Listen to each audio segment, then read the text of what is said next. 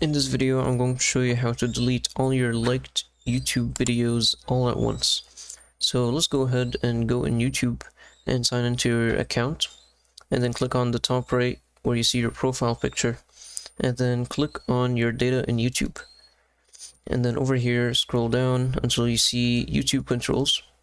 Under YouTube watch history, just click on this arrow, and then scroll down again, and then over here, click on manage history.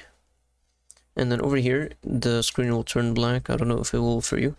Click on interactions, and then click on video likes and dislikes. And then click on the three dots over here. And over here, just so you know, you'll see all your liked or disliked videos. And what you want to do is just click on the three dots, and you'll see delete all. And this will delete everything. You can also manually delete them by clicking the X here, or the X on each video. So let's go ahead and delete all of them, and as you can see, they're all deleted. That's it for this video. If you found it helpful, please don't forget to like and subscribe.